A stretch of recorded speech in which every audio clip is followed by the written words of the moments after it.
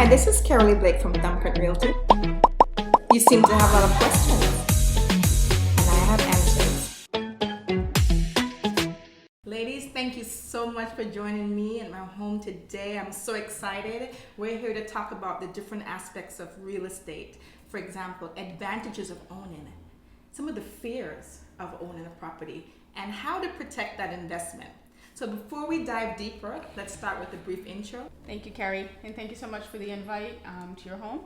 My name is Bridgette Soucie, and today I will be piggybacking on the conversation that Carrie will start off on the topics and just discussing insurance, wealth management, and legacy planning as it pertains to insurance. So my name is Rosalind Smith. I am a new homeowner, thanks to Kerry, and I will be talking about women empowerment and how it helps you with the starting your own business. Amazing. I can't wait to hear more. Marcia. Thank you, ladies. And I'm Marcia Perry-Satchell, and I have a business background in accounting. I'm now a business owner with the help of my husband, and I'm also a realtor. And today, I have the pleasure of piggybacking on building equity as well as tax deductions. This is going to be an amazing discussion. So let's jump in. All right. So the advantages of owning real estate. What's one of the advantages? Let's throw it out there.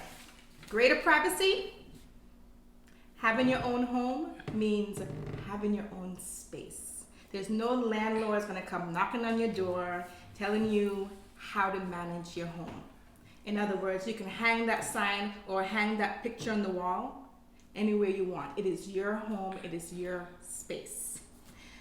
Also, a big one, you can have as many guests as you want in your own home.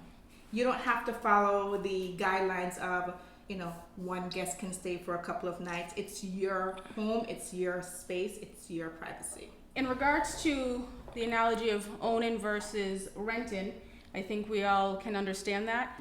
My perspective on the insurance side is owning your policy opposed to renting. We all have our jobs where, we have insurance, $50,000 for, coverage. If you were to leave that job, get fired, laid off, move on, you've now lost your insurance. With owning your policy, it goes with you. And then certain types of policies where you can build equity, even use that money to help buy your home. So, as it pertains to real estate, think of owning versus renting. Same thing applies to insurance. Now, you mentioned building equity. I think that's very important. What are some of the ways that you can use the equity in your home? To buy another home. Yeah. Yeah, improvements. It's you own it. It's yours. You can borrow from the home if you have equity. Marcia, I know that you have your own business. How does having equity in your home help, not necessarily with your business, but anyone that wants to start a new business? So having your own home is a major benefit. One, I could piggyback on what you said earlier, is paying rent, in my view, is paying someone else's mortgage, right? Yes. And so if you can avoid paying someone else's mortgage, why not pay your own? You're building your own equity. And by building your own equity, you can use those funds to pursue whatever goals you want. Owning your own home, doing a business, do whatever you want. One of the things that I've told my client, though, is if you're going to use your equity, make sure you use it wisely, right? And so I advise them to, hey, take your equity, pursue a business, buy another home. So in other words, don't take that equity and go on a vacation. lavish vacation. Right. Don't go Right. on vacation.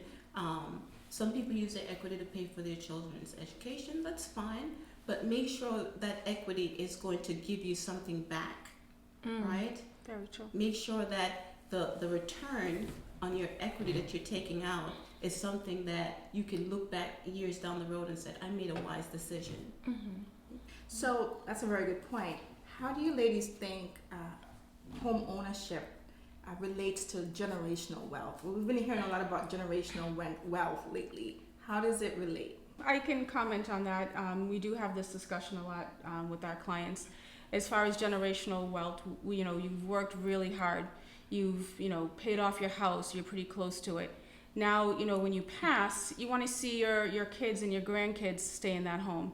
On my part, as far as insurance, in putting that, getting insurance on yourself to make sure that when you do pass, there's money there for your kids and grandkids, using that money to pay for the death tax and just money you owe. Believe it or not, we do owe money when we pass.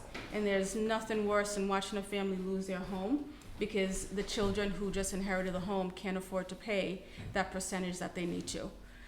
So, you know, generational wealth is wonderful, but you do have to plan for it. It doesn't just happen.